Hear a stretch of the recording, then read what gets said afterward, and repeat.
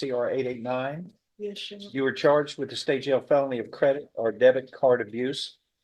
And Mr. Adams is here representing you. You're here for another reason. Though this court has received some very disturbing news and information from the jail authorities and the district attorney's office that you are involved in a pattern of threatening acts to others. You have sent messages of threatening acts, and those will be dealt with severely. What's they have to say? Can you explain what we're talking about here? Yes, Your Honor. The state's been made aware that in their jail calls that were downloaded, that show that Ms. Davis contacted the victim in this case, Malaysia Davis, via her grandmother's phone number, who she's now, it's a Helen Schenkel. The victim is now the grandmother has custody of her, rights were terminated of the parents. Grandmother has custody, and the defendant has been contacting the victim via that phone and asking her essentially to say something different than what the defendant has admitted to. Isn't that kind of a crime? Yes, Your Honor. Well, Tampering with the grand witness. jury needs to move forward Yes, sir. and indict. Yes, sir. Some additional charges. We're not going to put up with that Yes, sir. manipulation. And ask her essentially to say that in order for her to be able to get out of jail. I have the call as well that I'll try to admit if it's not very long. So if the court would like to hear that. Yes. And there's also another call, and there's lots of them, but I just got the one. There's one in which the defendant contacts, again, Geraldine Davis. That's the same kind of group of the same individuals that were living in the same house, Paige Davis from the previous hearing. She contacts Geraldine Davis, and then three-way calls to Mr. Booker. And then they're communicating over the phone, via basically both jail phones to each other. And so the state has brought this motion to, again, prohibit her from having any communications outside, so she can't tamper with any witnesses, as well as, again, communicating with the co-defendant. Are y'all proceeding on bringing forth additional charges in front of the grand jury to see if they will indict additional charges for this person's behavior? Yes, sir, absolutely. I believe it's very clear on the jail call from what was said. Have you heard these? I've been provided a copy of it, but In Your Honor, I would offer State's Exhibit 1. If needed, I can get Mr. Mentor up here to. I just want to take them on a short, like 30-second voir dire. Were you here earlier on this other hearing? Because he testified as to. No, I just want to ask him, just the one question is that can he? Come on up, sir. Thank you. Yeah, I heard him. I was sitting down. Okay. Because he sponsored the presentation of that. Now, raise your right hand, sir. Do you solemnly swear or affirm all statements you make during this hearing will be the truth, the whole truth, and nothing but the truth, so help you God? I do. Thank you. Can you say with any certainty that that is my client's voice on that recording? Yes, I can. And then how would you know that that's her voice? When someone is brought to jail, they have to set up the phone system themselves. It's a two-part identification system using voice recognition and an individual PIN. The voice recognition matched the phone call. I monitored several phone calls and they're all the same voice. So when you say voice recognition, your computer system, like Langston Adams, right? My voice is distinct from your voice. Right. So the computer system is going to be able to say this is Langston and it is not Mentor. Right. And what you're saying is your computer system saying that that's her voice and not some other person's voice. Yes. But that's not all, right? No. There are other methods you have. They also have an individual PIN that the inmate sets up. It is unique to them. The connections that they make on the outside are also approved through them. So everything ties in together. We match all the phone calls with the voice recordings.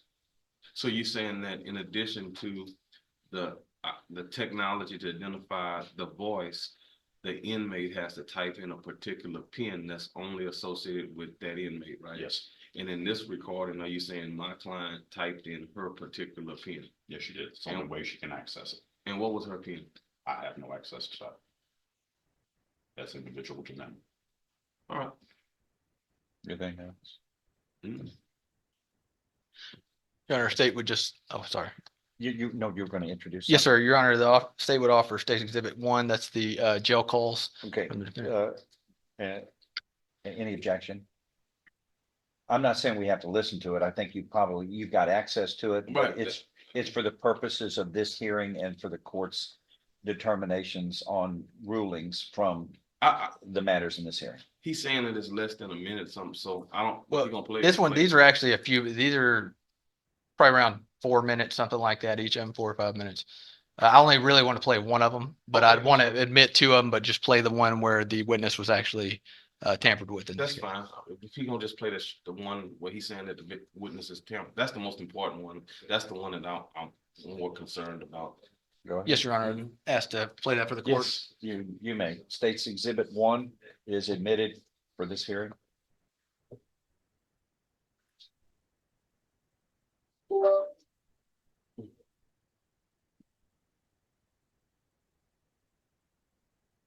Thank you. And again, Your Honor, just to provide the background, this is a phone call made from the defendant Danielle Davis to her mother, Helen Shankle, who is the custodian and the guardian of the victim, Malaysia Davis now. You said Helen Frankel, Shankle? Schenkel, Yes, sir. and you said that my client called Schenkel, and then Schenkel in turn had the kid on the phone. Right. The defendant asked to speak with the victim and the Okay. victim was allowed on the phone. That has been addressed with the grandmother as well.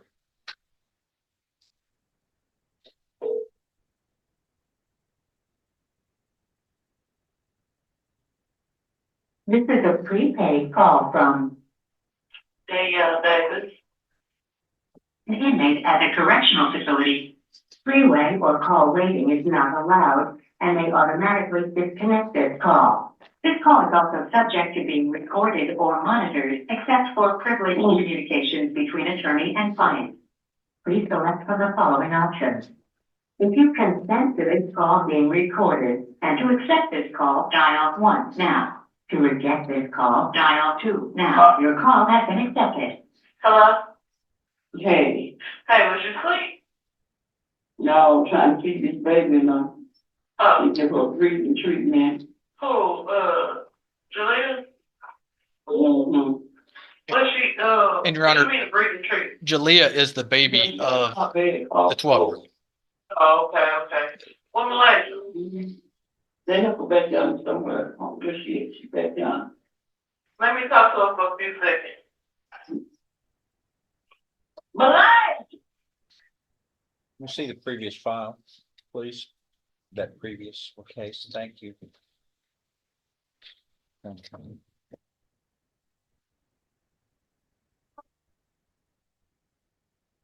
You might be here tomorrow. Who? Yeah.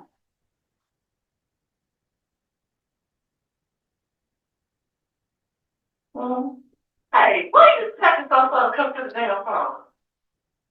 open my room. Huh? Open my room. Why you sound like that? I just woke up. Nothing wrong. You been good? Mm-hmm. You sure? Mm-hmm. You positive? Yes. All right, I love you, little sticky butt. Mm-hmm. Yeah, you do. You think I could feel through the phone. Mama, What? Malaysia Nicole. that's not my wife. Keep thinking. No. I talked to Aunt Renee yesterday. You did? Yeah, I think she's gonna call you out later. Either sometime today though. Mm-hmm. Yeah. No, but they was going to vacation Bible school, but I heard Jordan over there terrorizing them. It's bad. That's what she was telling me. I heard she like Jalea with the little twig in her head. Mm-hmm. Julia likes it. Huh? Julia likes all of the church if you want it for me. Be running from. Mm-hmm. Why you be running from? I don't know, cause she's walking out and she's trying to give him a hug, he'd be running from her.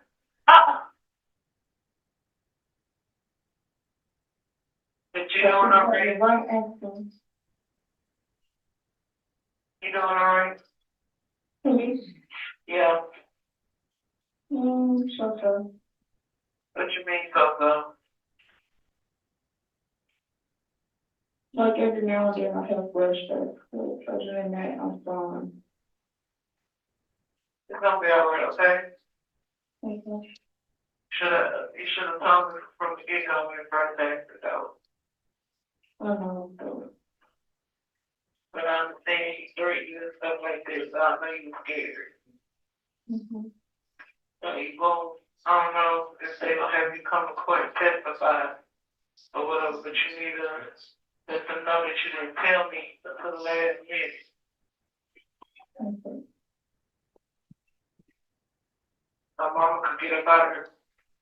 And Your Honor, just to be clear, the defendant has made admissions to detectives and interviews that she knew well ahead of this, that things have been going on. I think up to potentially 2 years ahead of this, that she was When aware. you say things have been going on. you That she mean had been, the- the victim, Malaysia, I'm sorry, Your Honor, Malaysia Davis had been being sexually assaulted by the defendant, Mr. Booker. Judge, but my brief response is what you actually heard with your own ears, because I was listening just like you, I saw you was listening, is that what I heard the little girl and the mama say is, hey, basically, you know, you just telling me about this and to tell that truthfully in court. I mean, you heard what the lady said. Is that the end of the conversation? No, Your Honor, Let's listen I'll to the keep whole playing it. darn thing. Because to me, that don't sound like. Let's listen to the whole thing. And first. she also says right after that, so I can get up Yeah. out of here. That's different than her statement to the detectives. Also, the victim never said that her mother didn't know until that point. So she's now providing her with information which she needs to tell them, which she told differently to the detectives. Yeah, but Judge, you heard it with your own ears. So that wasn't no threat to the kid. And This isn't a debate, everybody. Let me hear the Yes, evidence sir. first before everybody starts arguing at one time, okay? Right, I'm just saying. Otherwise Right. chaos. It's not Right, gonna right. be chaos in this room. Right, Some right. order for a change. Yeah, No, Judge, I'm like, just trying to like make it. kindergarten class all shouting at one time. Don't Yeah, do yeah. that. Let me hear the evidence before everybody sounds in. Right. Jeepers. Girl, Okay. So, I don't know, so, they tell me until the last minute. okay. My mama could get up out of here. Okay. So, I don't know. so, how does that work, Mama? I don't know, they're probably gonna call you for it. You know what I'm saying? But how does that, wait, what would happen if I testify against him? What would happen? She'll go to jail.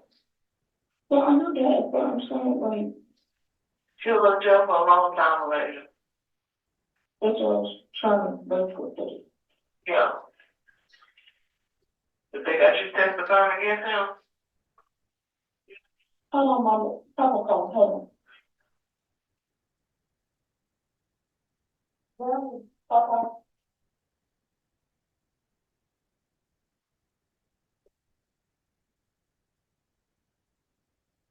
hello?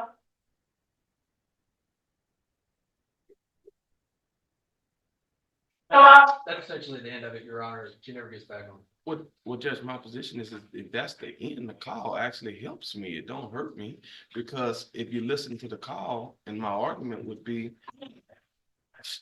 she begins the call where she's concerned about her child. Right. Hey, how you doing?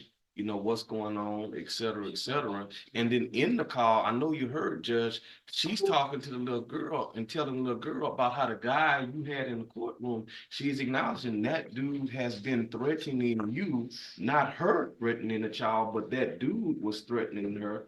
And then she goes on to say, I know you heard it, she goes on to say that, hey, I'm really just finding out about how he was threatening you. And then are you gonna have to testify in court? Yes, and he is gonna get a whole bunch of time because he's got to testify in court. There's nothing in that call I heard where she is threatening the little child. I didn't hear that. I didn't see a threat coming from her. Your Honor, So in the argument that I'm making is, in a sense, when he played the call, it don't, that call is not what you got in the last hearing. In the last hearing, what you got was somebody with text message saying, "I'm gonna kill you." You don't get that in this. In this, you don't get anything close to that in this. In this particular case, in a sense, that call kind of helps because in essence, she's saying that the man gonna get a whole bunch of time for what he did. So that's not tampering. That's not saying come to your court and go lie to Judge Stevens. That's not saying, hey, don't come to court and testify against the man that's gonna get a whole bunch of time. That's not saying, hey, I'm gonna hurt you or do you harm. Actually, I think the call helps me. All right, your, your point's helps been me. made. Your Honor, What do you and still it, state? they don't have to threaten, it just has to be influence or in any way. So again, that's not really that relevant that it wasn't a threat. It could be to influence them. And it certainly did. The child victim has been calling the court staff saying that the child is not his, not Mr. Booker's, constantly after she heard from her mother that he was going to go to prison for a very long time. Ms. Davis also, Let me just ask a side note. Yes. At the end of the day, certainly you don't have DNA evidence. absolutely, Your Honor. That would be scientific. That is going to overcome any individual's testimony about whose child it is. Yes, It's Your going to Honor. be scientifically DNA determined, and that's just the way nature is. I mean, that is going to bypass really the weight of individuals. I know the point you're making. You can end because number one, you're talking to witnesses, potential witnesses in a most serious type of case, sexual assault of a child. Number one, you don't know if that man is going to go to prison for a long time or not, because you're not going to be the jury. Yes, sir. And unless the only thing I think you really know about the law is maybe Law and Order reruns, Yes. because you're not speaking intellectually about this. Number one, right now, that defendant is presumed innocent under the law. Yes, sir. Number next, you're presuming something that hadn't happened, that's not in your power, that he's going to be found guilty. Number two, that he's going to be sentenced to a long time. He might be, but he's presumed innocent. Unless that happens,